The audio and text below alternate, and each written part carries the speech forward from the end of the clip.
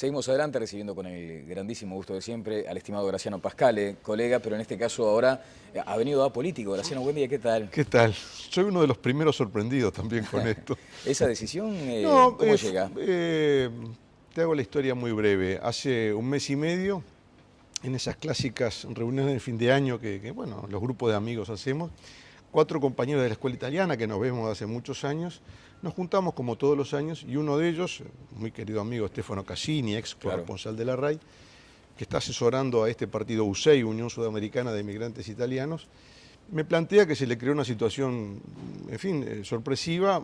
Un candidato que, en fin, tenía un acuerdo electoral en Uruguay decidió no presentarse y se creó ese vacío. Me preguntó, ¿vos no te animás? Me tomó totalmente de sorpresa, jamás se me había pasado por la mente una cosa por el estilo. Más allá de tu arraigo con la colectividad italiana desde siempre. Sí, digamos, soy naturalmente hijo de italianos, tengo la doble ciudadanía, tengo la doble nacionalidad, pero nunca se me había pasado por la cabeza una situación de este tipo. Lo pensé 1 o 2 días, consulté con mi familia y al final pensaron muchas cosas. Pensé en mis abuelos, en mis padres que habían hecho el camino de venir hacia el Uruguay con mucho sacrificio.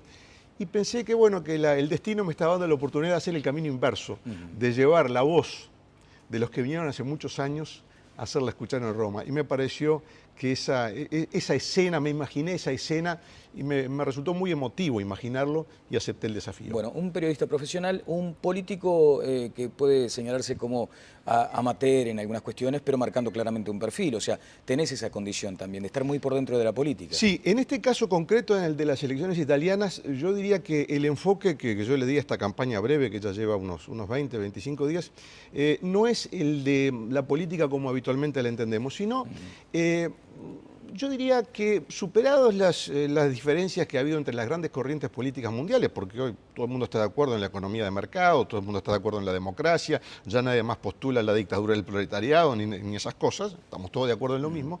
Los matices son más impuestos, menos impuestos, detalles, pero en las grandes cosas que habían dividido la política mundial estamos todos de acuerdo.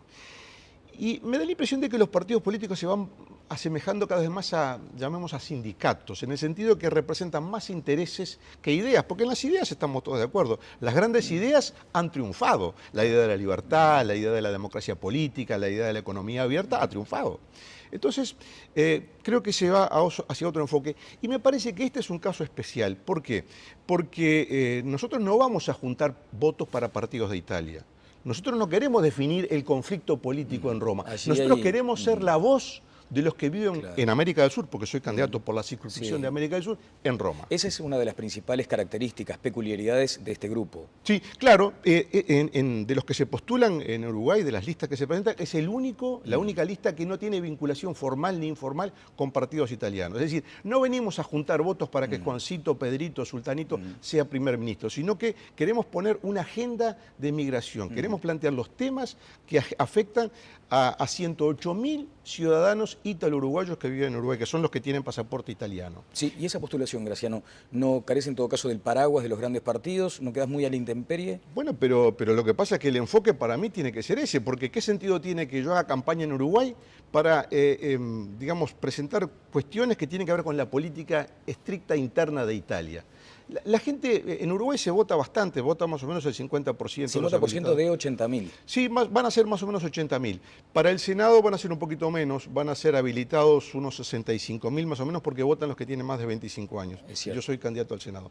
Pero quiero decir, la mayoría de la gente llega la papeleta a la casa, llega el sobre, ya está la tercera elección que se hace, y dice, bueno, yo que entiendo de política italiana, a mí que me van a consultar, en fin, yo no conozco a nadie. Ese no es el enfoque que le damos nosotros. El enfoque que le doy yo a la campaña es, hay temas que le interesan a los 108.000 ítalo-uruguayos que viven en Uruguay. El tema del consulado. El consulado tiene 14 funcionarios para atender 108.000 personas que tienen distintos trámites que hacer. Es como si Salto tuviera 14 empleados públicos para atender a toda la ciudad. Bueno, ¿eso cómo se soluciona? Elevando la categoría de consulado a consulado general, permite duplicar la cantidad de funcionarios y bajar a la mitad la demora de los trámites. Bueno, allí hay una primera consideración, por lo menos una primera idea.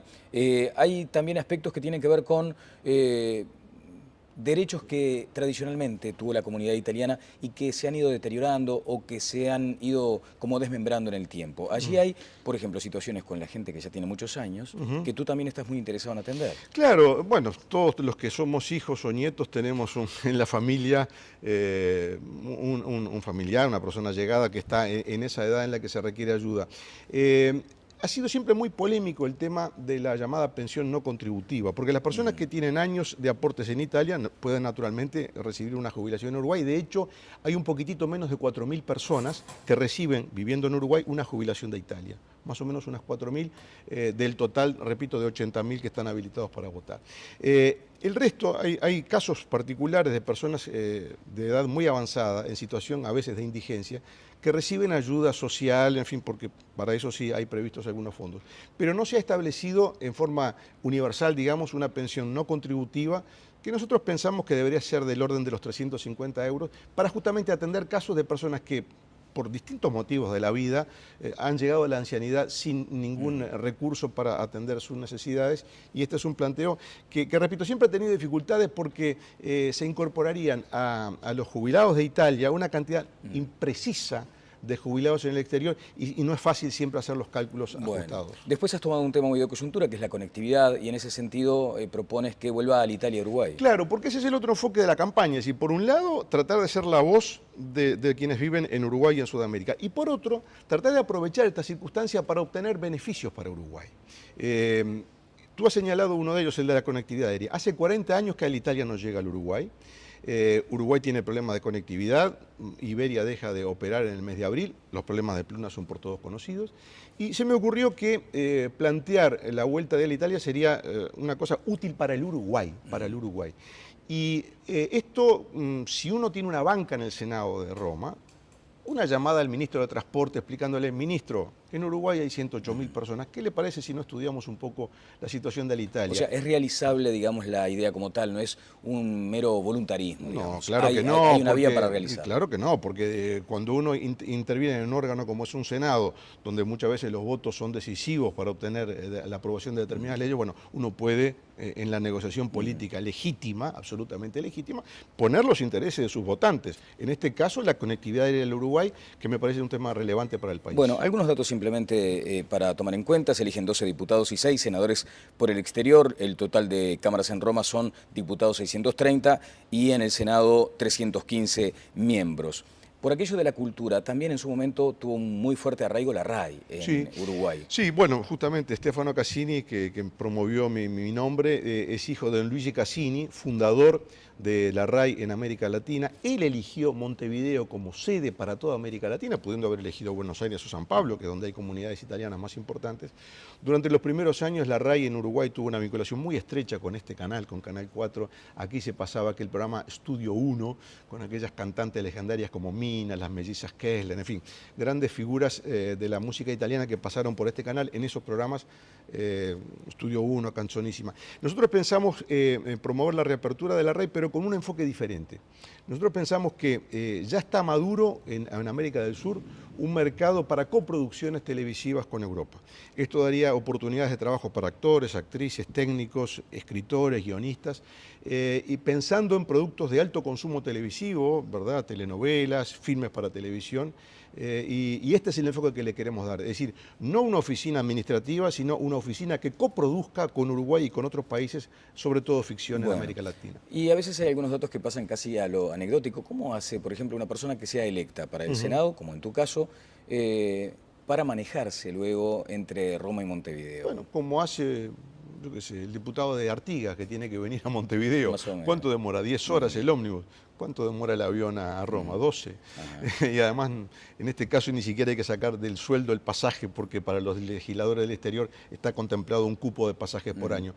Los parlamentos en todo el mundo tienen regímenes de trabajo que contemplan las sesiones en el lugar donde está la asamblea, la Cámara, y un tiempo para que el legislador atienda el distrito electoral por el cual fue electo. Bueno, este es el caso. Es un distrito electoral un poco lejos de Roma, es toda América del Sur. Tengo el propósito firme, si soy electo, y creo que las posibilidades son muy altas, de transformarme en un vehículo de los intereses de todos los países de América del Sur en el Senado de Roma.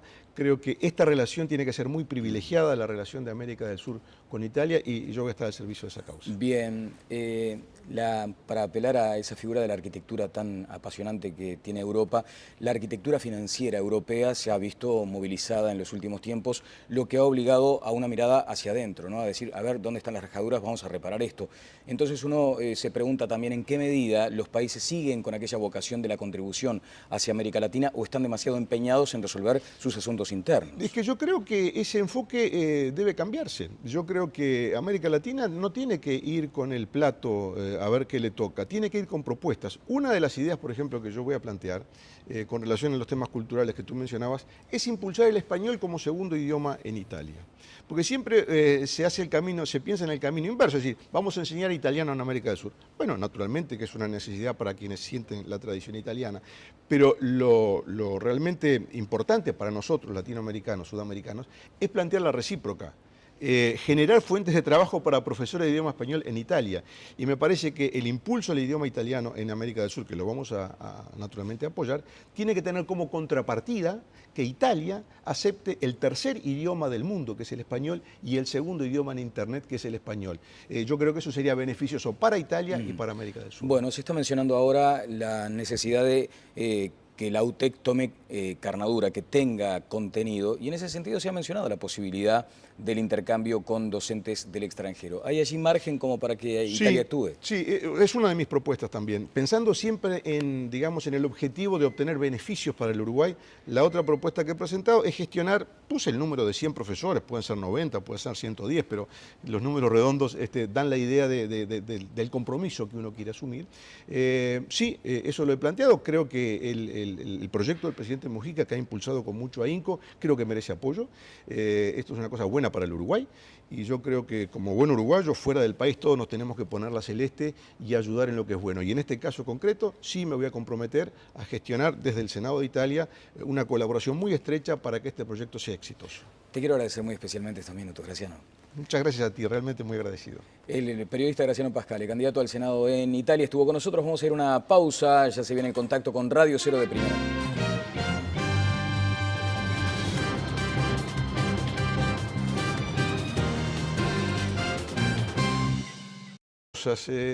Pensé en mis abuelos y en mis padres que habían hecho el camino de venir hacia el Uruguay con mucho sacrificio, y pensé que bueno, que el destino me estaba dando la oportunidad de hacer el camino inverso, de llevar la voz de los que vinieron hace muchos años a hacerla escuchar en Roma, y me pareció que esa es una cosa por el estilo. Más allá de tu arraigo con la colectividad italiana desde siempre. Sí, digamos, soy naturalmente hijo de italianos, tengo la doble ciudadanía, tengo la doble nacionalidad, pero nunca se me había pasado por la cabeza una situación de este tipo. Lo pensé 1 o 2 días, consulté con mi familia, y al final pensaron muchas cosas en esas clásicas reuniones de fin de año que bueno, los grupos de amigos hacemos. 4 compañeros de la escuela italiana que nos vemos hace muchos años, nos juntamos como todos los años, y uno de ellos, muy querido amigo Stefano Cassini, ex corresponsal de la RAI, que está asesorando a este partido USEI, Unión Sudamericana de Emigrantes Italianos. Seguimos adelante recibiendo con el grandísimo gusto de siempre al estimado Graciano Pascale, colega, pero en este caso ahora ha venido a político. Graciano, buen día, ¿qué tal? ¿Qué tal? Soy uno de los primeros sorprendidos también con esto. ¿Esa decisión cómo llega? Te hago la historia muy breve. Hace 1 mes y medio me plantea que se le creó una situación, en fin, sorpresiva. Un candidato que, en fin, tenía un acuerdo electoral en Uruguay, decidió no presentarse, y se creó ese vacío. Me preguntó, ¿vos no te animás? Me tomó totalmente de sorpresa, jamás se me había pasado por la mente.